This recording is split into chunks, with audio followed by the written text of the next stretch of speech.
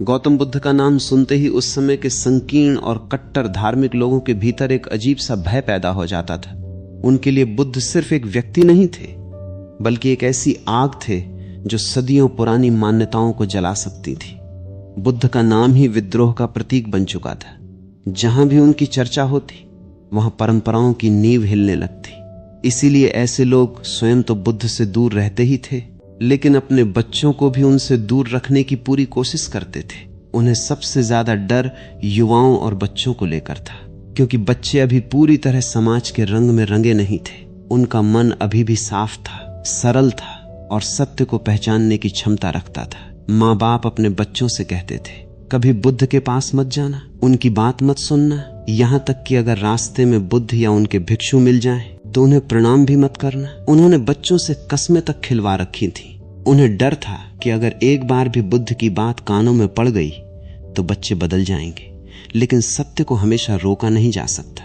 एक दिन कुछ बच्चे जेतवन के बाहर खेल रहे थे। खेलते खेलते दोपहर हो गई, धूप तेज हो गई और उन्हें प्यास लगने लगी।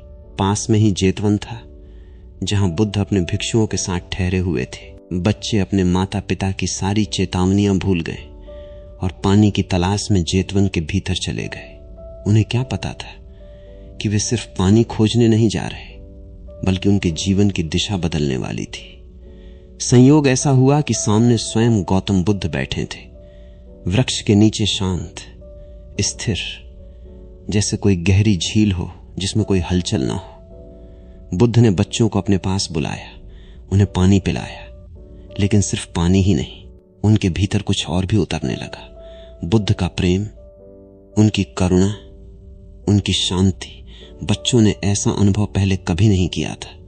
उनकी बाहर की प्यास तो शांत हो गई, लेकिन भीतर एक नई प्यास जन्म लेने लगी। वे बच्चे खेल भूल गए।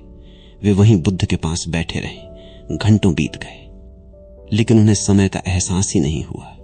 उन्हें पहली बार किसी मनुष्य के पास बैठकर ऐसा लग रहा था जैसे यहां कोई डर नहीं है, कोई दबाव नहीं है, कोई दिखावा नहीं है, सिर्फ शांति है।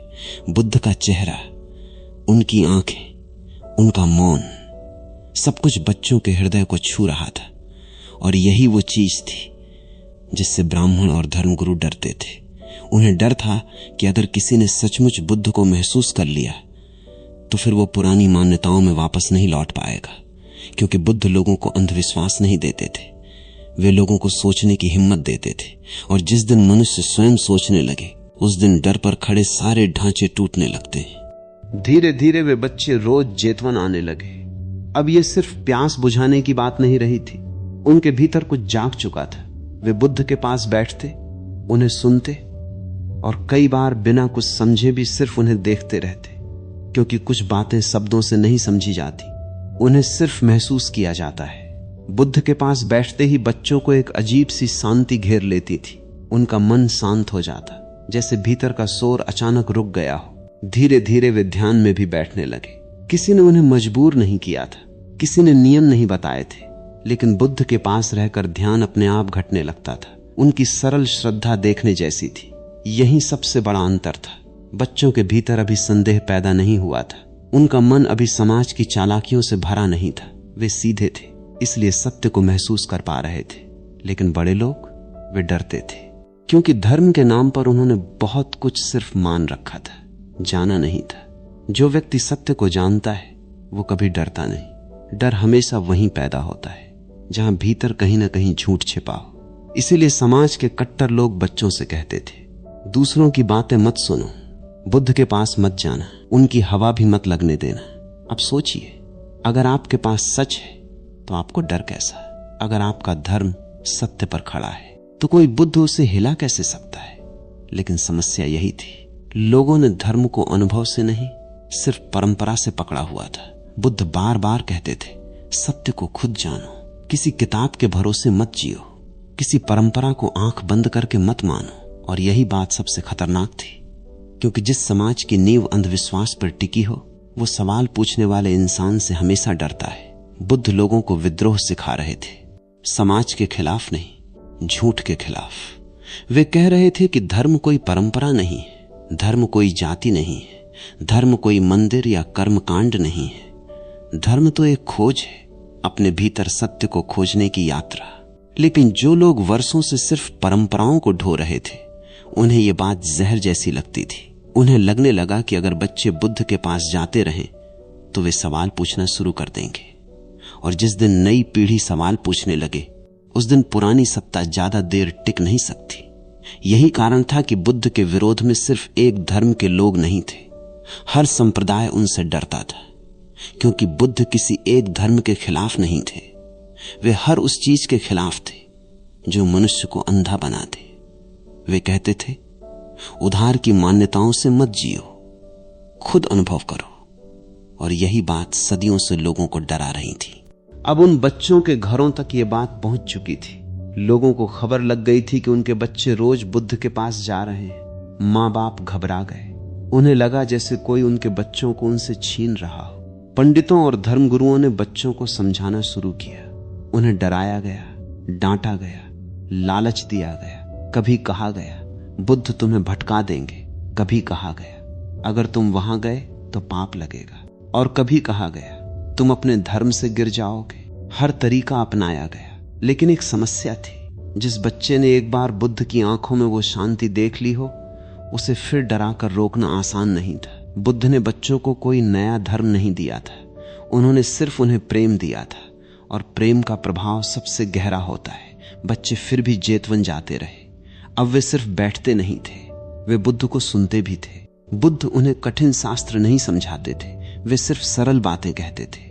वे कहते, सत्य को स्वयं जानो, डर में मत जियो। जो तुम्हें झूठ लगे उसे सिर्फ इसलिए मत मानो क्योंकि सब मानते हैं। ये बातें सुनने में छोटी लगती हैं, लेकिन इन्हीं बातों से पूरी व्यवस्था हिल जाती है, क्योंकि व्यवस्था हमेशा चाहती है कि लोग बिना सोचे मानते रहें। सोचने वाला व्यक्ति कभी पूरी तरह गुलाम नहीं बन सकता। धीरे धीरे बच्चों के भीतर परिवर्तन साफ दिखाई देने लगा। वे पहले जैसे नहीं रहे। उनके चेहरे पर एक अलग शांति आने लगी। उनके भीतर प्रश्न जागने लगे। वे हर बात को आंख बंद करके मानने को तैयार नहीं थे, और यही बात सबसे खतरनाक थी। समाज को आज्ञाकारी लोग चाहिए होते हैं, जागे हुए लोग नहीं, जो सिर्फ आदेश माने, सवाल न पूछे, परंपरा को बिना समझे ढोते रहे। लेकिन बुद्ध लोगों को भीतर से स्वतंत्र बना रहे थे। इसीलिए कट्टर लोग बुद्ध को भ्रष्ट करने वाला कहने लगे। वे कहते, इस गौतम ने बच्चों को बिगाड़ दिया। पहले ये हमारी बात मानते थे, अब ये बदल गए हैं। असल में बच्चे बिगड़े नहीं थे, वे पहली बार जागना शुरू हुए थे। लेकिन जो समाज सदियों से अंधेरे में जी रहा हो, उसे रोशनी हमेशा खतरा लगती है। फिर एक दिन कुछ लोगों का क्रोध इतना बढ़ गया कि उन्होंने तय कर लिया कि अगर बच्चे बुद्ध को ही मानते हैं तो उन्हें बुद्ध को ही सौंप दिया जाए। वे बच्चों को लेकर जेतवन पहुंचे। उनके भीतर गुस्सा भी था, घृणा भी और डर भी। लेकिन उन्हें नहीं पता था कि बुद्ध के पास जाकर कोई वैसा वापस नहीं लौटता जैसा पहले था, क्योंकि बुद्ध तर्क से ज्यादा मौन से बदलते थे। उनकी उपस्थिति ही लोगों के भीतर कुछ तोड़ देती थी, और वहीं से एक और गहरी बात शुरू होती है। बुद्ध ने लोगों से कहा, धर्म कभी परंपरा नहीं बन सकता।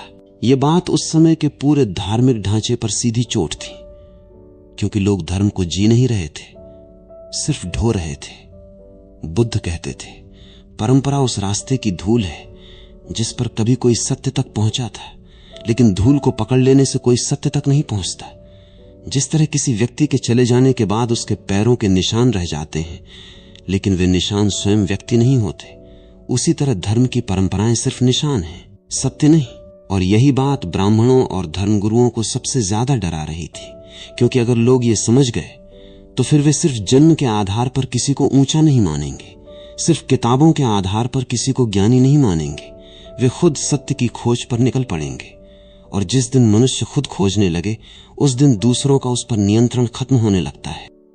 जब बुद्ध ये कहते थे कि धर्म कोई परंपरा नहीं बल्कि अनुभव है, तो ये बात सुनकर पुराने धर्मगुरुओं की नींव हिल जाती थी, क्योंकि उनका पूरा अधिकार ही इस बात पर टिका था कि लोग बिना सोचे उनकी बात मानते रहें। बुद्ध लोगों से कहते थे, किसी बात को सिर्फ इसलिए मत मानो कि वो किसी शास्त्र में लिखी है, सिर्फ इसलिए मत मानो कि तुम्हारे पूर्वज मानते आए हैं, और सिर्फ इसलिए भी मत मानो कि मैं कह रहा हूं। जब तक स्वयं अनुभव ना हो तब तक किसी बात को सत्य मत मानो। अब सोचिए, अगर लोग सचमुच ऐसा करने लगे तो अंधविश्वास कैसे बचेगा, जाति कैसे बचेगी, ऊंच नीच कैसे बचेगी, डर पर खड़ी सत्ता कैसे बचेगी। इसीलिए बुद्ध का विरोध सिर्फ एक विचार का विरोध नहीं था, वो अपने अधिकार को बचाने की लड़ाई थी। बुद्ध का सबसे बड़ा अपराध यह था कि वे मनुष्य को भीतर से स्वतंत्र बना रहे थे। वे कह रहे थे, सत्य तुम्हें किसी और से नहीं मिलेगा, तुम्हें स्वयं चलना होगा। और यही बात लोगों को असहज कर देती थी, क्योंकि स्वतंत्रता सुनने में अच्छी लगती है, लेकिन वास्तव में उससे लोग डरते हैं। गुलामी में एक सुविधा होती है, तुम्हें सोचना नहीं पड़ता, कोई और सोच लेता है, कोई और तय कर देता है कि क्या सही है क्या गलत। लेकिन बुद्ध मनुष्य को अकेला खड़ा कर रहे थे, वे उसे अपने भीतर उतरने को कह रहे थे। यही कारण था कि कट्टर लोग बच्चों को बुद्ध से दूर रखते थे। उन्हें डर था कि अगर बच्चे सोचने लगे तो वे पुरानी जंजीरों को स्वीकार नहीं करेंगे। और बच्चे सचमुच बदल रहे थे। वे अब हर बात पर प्रश्न करने लगे थे। वे पूछते, अगर ईश्वर सब में है तो जाति क्यों? अगर सत्य इतना महान है तो उससे डर क्यों? अगर धर्म प्रेम है तो नफरत किस लिए? ये छोटे छोटे प्रश्न थे, लेकिन इन्हीं प्रश्नों में पूरी क्रांति छिपी थी। क्योंकि हर क्रांति सवाल से शुरू होती है। जहां प्रश्न मर जाते हैं वहीं अंधविश्वास जन्म लेता है। बुद्ध लोगों को प्रश्न करना सिखा रहे थे, वे उन्हें विद्रोही बना रहे थे। लेकिन ध्यान रहे, यह विद्रोह समाज को तोड़ने के लिए नहीं था, यह विद्रोह झूठ को तोड़ने के लिए था। बुद्ध कहते थे, जिस धर्म में भय हो वो धर्म नहीं हो सकता, जिस धर्म में मनुष्य स्वतंत्र ना हो वो धर्म नहीं हो सकता, और जिस धर्म में प्रेम ना हो वो सिर्फ मृत परंपरा है। इसीलिए बुद्ध के पास जाने वाले लोग बदलने लगते थे, उनके भीतर एक नई चेतना जन्म लेने लगती थी। और यही चीज सबसे ज्यादा खतरनाक थी, क्योंकि कोई भी व्यवस्था जागे हुए इंसानों से डरती है। सोए हुए लोगों को चलाना आसान होता है। उन्हें जाति में बांटो, धर्म में बांटो, डराओ और वे मान जाएंगे। लेकिन जो जाग गया उसे फिर डराकर नहीं चलाया जा सकता। बुद्ध उसी जागरण का नाम थे। उनकी उपस्थिति लोगों को भीतर से हिला देती थी। उनके पास बैठकर पहली बार महसूस होता था कि जीवन सिर्फ परंपराओं को ढोने का नाम नहीं है, जीवन सत्य को खोजने की यात्रा है। और शायद यही कारण था कि ब्राह्मणों और धर्मगुरुओं को बुद्ध से इतना भय था। धीरे धीरे बुद्ध की चर्चा दूर दूर तक फैलने लगी। गांवों में, नगरों में, राजमहलों तक, हर जगह लोग उनके बारे में बात करने लगे। लेकिन सबसे अधिक बेचैनी उन लोगों के भीतर थी जो वर्षों से धर्म के नाम पर समाज को नियंत्रित करते आए थे।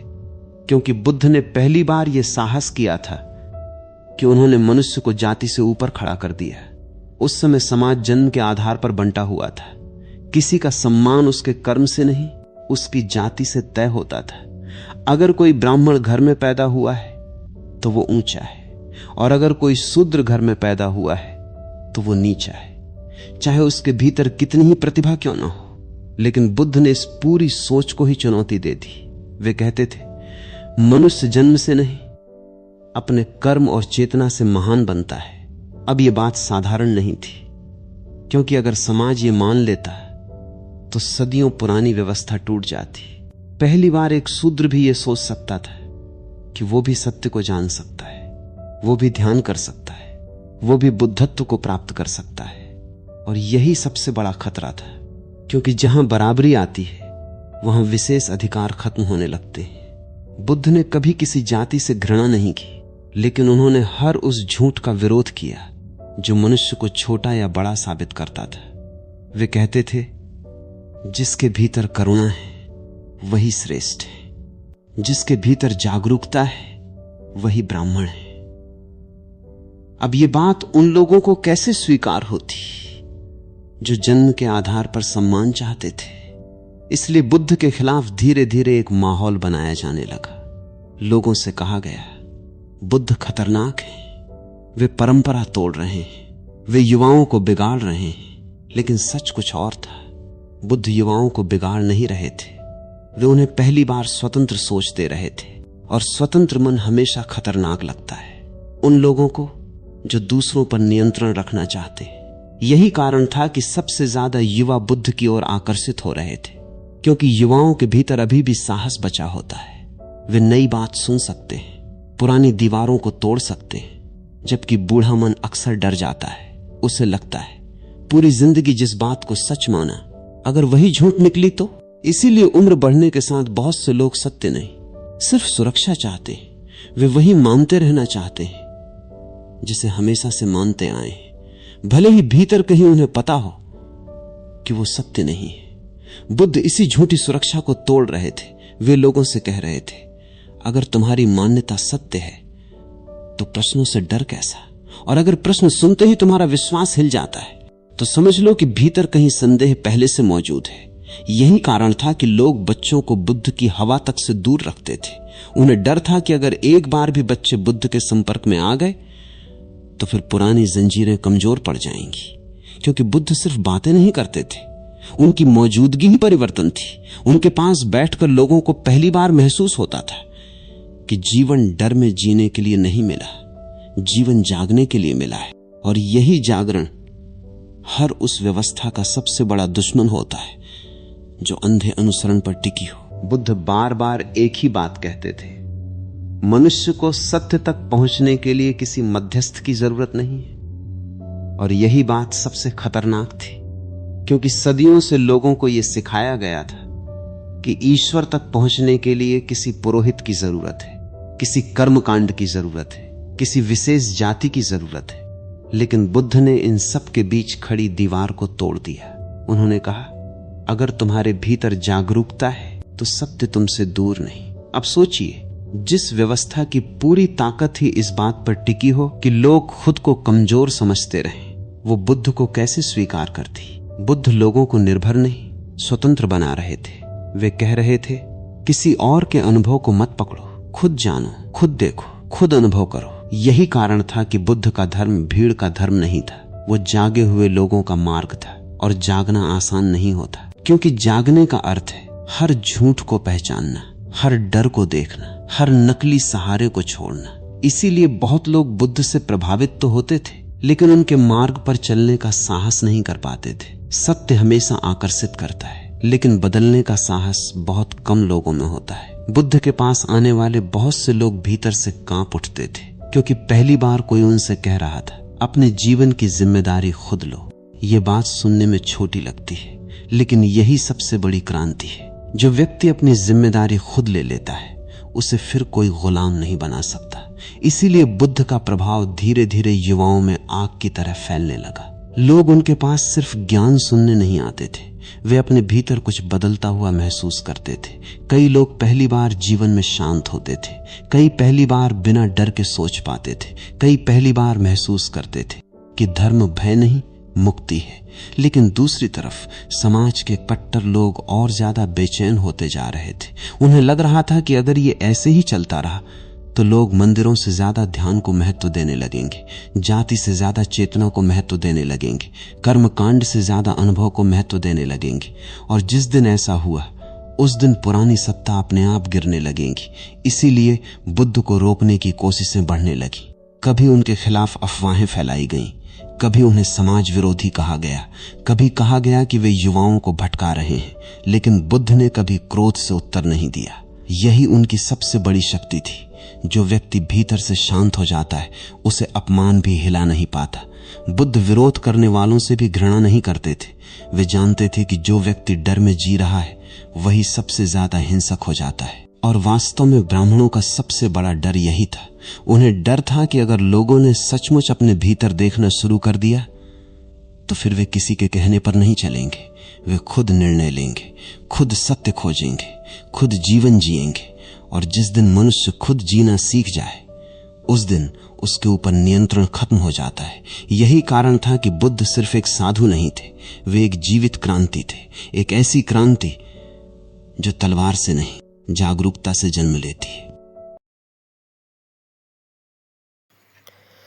तो आखिर सवाल यह नहीं है कि बुद्ध से ब्राह्मणों को डर क्यों था। सवाल यह है कि बुद्ध की कौन सी बातें उस समय की स्थापित मान्यताओं को चुनौती दे रही थीं।